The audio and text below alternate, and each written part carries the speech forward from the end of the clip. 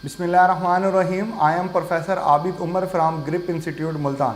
बेटा आज हमारा बड़ा इंपॉर्टेंट टॉपिक है जो हम डिस्कस करेंगे वो है इंपॉर्टेंस ऑफ वाटर। चलें इसको पढ़ लेते हैं। देखें, सबसे पहले जो इंट्रोडक्शन ऑफ वाटर के बारे में लिखा गया, यहाँ पर कुछ MCQs हैं जो आते रहें। पहला जो है बेटा, वाटर जो है वो मीडियम ऑफ लाइफ होता है, ये लाइन MCQs में आती रही है। और इसके बाद की जो लाइन है वो अक्सर MCQs के अंदर इस्तेमाल हुई है। It is the most abundant compound in all organism. तमाम जानदारों के अंदर ये मोस्ट अबंडेंट कंपाउंड होता है, सबसे ज़्यादा मिकदार में पाया जाता है। ठीक है ना। हमारे बॉडी का तकरीबन 65 to 89% जो है बेटा ये वाटर होता है। आपको बात बताता है, जब हमारी बॉडी का वेट दो तरह का होता है, एक होता है वेट वेट और एक होता है ड्राई वेट। आपको बात थोड़ी सी समझ आ जाएगी। वेट वेट वो सारा टोटल लिक्विड जो हमारी बॉडी में, उस टोटल लिक्विड का 65 to 89% वाटर है। और जो ड्राई वेट होता है ना, खुश्क वेट, ये इसमें लिक्विड शामिल हैं। इसमें बेशतर तौर पर हम प्रोटीन्स के बने हैं। मैंने बताया था ना, कोलेजन प्रोटीन के हम बने हुए। तो ड्राई वेट में मोस्ट अबंडेंट चीज़ जो चीज़ होती है वो प्रोटीन है, और वेट वेट के अंदर जो मोस्ट अबंडेंट चीज़ होती है वो हमारे पास वाटर होता है।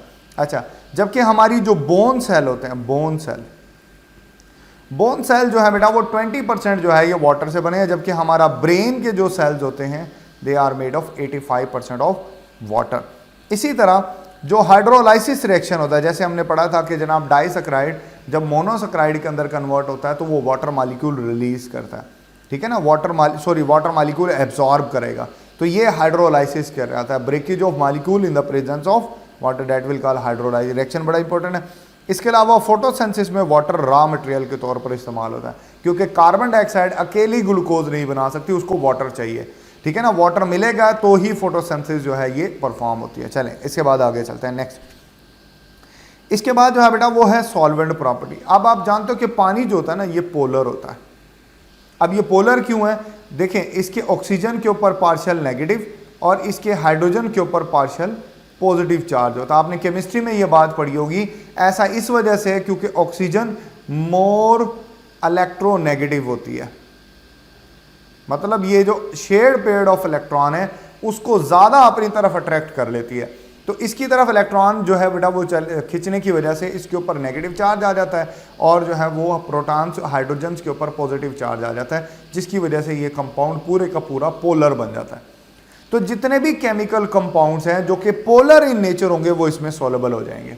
आयनिक सब्सटेंस जो होते हैं ना वो इसमें आसानी से हल हो जाते हैं। जबकि जो नॉन आयनिक सब्सटेंस है बट उनके अंदर चार्ज ग्रुप होता है, लेकिन ओवरऑल वो बैलेंस होते हैं, तो जब आप उनको पानी के अंदर डालोगे वो डिस्पर्स हो जाएंगे। ठीक है ना, वो डिस्पर्स हो जाएंगे आयंस के अंदर। ठीक है ना। तो उसी की प्रॉपर्टी की वजह से यही जो प्रॉपर्टी है बेटा आयनिक और नॉन आयनिक सब्सटेंस की, इसके अंदर डिसॉल्व होने की वजह से ज़्यादातर केमिकल रिएक्शन जो है बेटा वो इसके अंदर जो है बेटा वो पानी के अंदर जो है वो होता है। और इवन जो है बेटा जो एंजाइम्स होते हैं उनको भी वर्क करने के लिए एक्वस मीडिया रिक्वायर्ड होता है, बगैर पानी के वो काम नहीं करते। जब ये आयनिक सब्सटेंस को आप डिसॉल्व करते हो बेटा इसके अंदर, तो आप ये देख सकते हो कि से आपने सोडियम क्लोराइड को डिसॉल्व किया। अब इसमें दो तरह के आयन्स हैं, नेगेटिव आयन है और पॉजिटिव आयन है। देखो बेटा, जो पॉजिटिव आयन है उसको जो है वो वाटर का जो नेगेटिव आयन होता है वो उसके इर्द गिर्द उसको कवर अप कर लेगा। ठीक है। और जो इसका नेगेटिव आयन है वो इसका पॉजिटिव आयन कवर कर लेगा। इस तरीके से वाटर जो है वो चीज़ों को अपने अंदर जो है बेटा वो डिसॉल्व करता है। बात समझ आई आपको? चल, जबकि जो नॉन पोलर सब्सटेंस होते हैं, नॉन पोलर सब्सटेंस जो होते हैं जैसे कि बेटा वो इनसॉल्युबल, ये देखें ना, नॉन पोलर ऑर्गेनिक जो मॉलिक्यूल होते हैं वो वाटर के अंदर क्या होंगे, वो इनसॉल्युबल होते हैं, दे आर इनसॉल्युबल। से हम बात करते हैं लिपिड्स की। लिपिड्स जो हैं वो ऑर्गेनिक है और नॉन पोलर है, तो they are not soluble into the water molecule.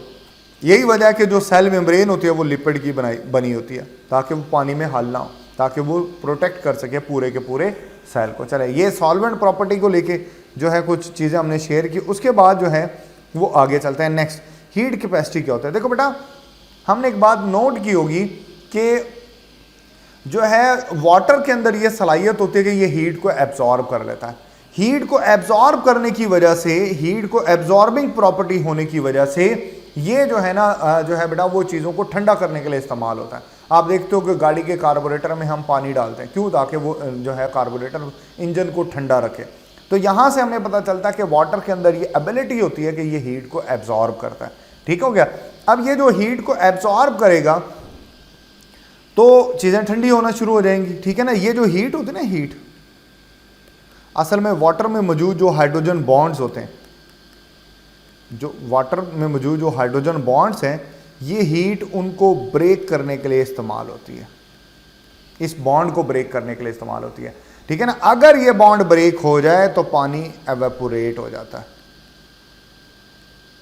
और अगर ना भी टूटे, ना भी ये बॉन्ड टूट पाए तो हीट बहरहाल इसमें इस्तेमाल हो जाती है। जब हीट इसमें इस्तेमाल होगी तो हीट ऑटोमेटिकली कम होना शुरू हो जाएगी, और जैसे जैसे हीट कम होगी जो है बेटा चीज़ें जो है वो ठंडा होना शुरू हो जाएंगी। तो बहरहाल प्रॉपर इसकी बुक में जो डेफिनेशन लिखी है वो है number of calories of heat, के वो हीट जो बेटा जो टेम्परेचर को 1 ग्राम पानी के टेम्परेचर को जो है बेटा 15 से 16 कर दे, उसको आप हीट ऑफ कैपेसिटी बोलते हो।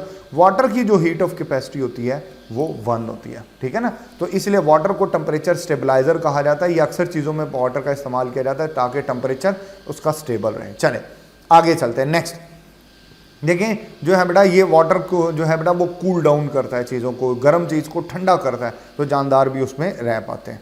उसके बाद बेटा नेक्स्ट जो प्रॉपर्टी है वो हीट ऑफ वेपराइजेशन। अभी मैंने आपको कहा कि जब वाटर के ऊपर हीट पड़ती है तो उसके वेपर्स बन जाते हैं। जब हीट पड़ती है ना, तो वो हीट जो पानी को वेपर्स में कन्वर्ट कर दे, this will call the heat of vaporisation. 1 kg water को वेपर्स में कन्वर्ट करने के लिए 574 किलो कैलोरीज की हीट जो है वो दरकार होती है। कि अगर आप एक जो है बेटा केजी पानी को बड़ी आसानी से वेपर्स में, बुखारात में बदल सकते हो, अगर आप उसको 574 किलो कैलोरीज की जो है वो हीट प्रोवाइड कर दें। अच्छा, फिर एक और क्वेश्चन आपने केमिस्ट्री में पढ़ा होगा, देन एवेपोरेशन प्रोड्यूस कूलिंग, के एवेपोरेशन से कूलिंग प्रोड्यूस होती है। वो कैसे? देखें बेटा, फर्ज कर लें आपके पास ना 1 लीटर पानी है। कितना पानी है? 1 लीटर। 1 लीटर वाटर है। 1 लीटर का मतलब है 1000 ml, ऐसे ही है ना। 1000 ml में से अगर जो है बेटा वो 2 ml का पानी एवेपोरेट कर जाए तो पीछे बचेगा 998 ml बचेगा। ठीक है ना। ये 1 डिग्री सेंटीग्रेड को कम कर देता। फर्ज कर ले अगर टेम्परेचर था 20 डिग्री तो 2 ml एवेपोरेट करने पर डिग्री हो जाएगा 19, 1 डिग्री कम हो जाएगा। तो हर 2 ml एवेपोरेशन के ऊपर, हर 2 ml एवेपोरेशन के ऊपर जो कि 1 लीटर पानी है, 1 डिग्री सेंटीग्रेड जो है वो टेम्परेचर कम हो जाता है। यहाँ से हमें आइडिया हो जाता है कि ये कूलिंग प्रोड्यूस जो है बेटा वो करता है। चले आगे चलते हैं। Next, ionisation of water. बेटा पानी जो है ये आयनाइज होता है।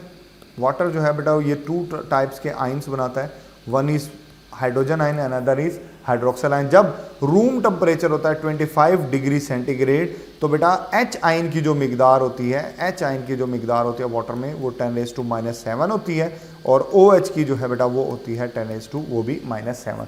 और pH के लिए भी इन आइंस का इस्तेमाल किया जाता है कि बेटा pH is equal to negative log of hydrogen ion concentration. pH को इसी तरीके से मालूम किया जाता है। POH को आप जानते हो कि negative log of hydroxyl ion concentration जो है वो इस तरीके से इस्तेमाल किया जाता है। ये बेटा इसकी बेसिक बातें थी, ये आपने जो है वो यहाँ से नोट कर लेनी है। फिर पानी जो है ना ये प्रोटेक्शन भी करता है, हिफाजत भी करता है। ये हमें फ्रिक्शन से बचाता है क्योंकि ये एक अच्छा लुब्रिकेंट है। ये फ्रिक्शनल फोर्स से हमें प्रोटेक्ट करता है। ये एब्रेसिव डैमेज से हमें बचाता है। फॉर एग्जाम्पल हमारा ये जो आई बॉल होता है, इसके ऊपर वाटर की एक प्रोटेक्टिव लेयर लगी होती है। ये जो हमारे आई लिड्स होते हैं, जब हम इसको रब करते हैं तो रब करने से फ्रिक्शनल फोर्स की वजह से हमारे आई बॉल के जो सॉफ्ट टिश्यूज होते हैं ये डैमेज हो सकते हैं।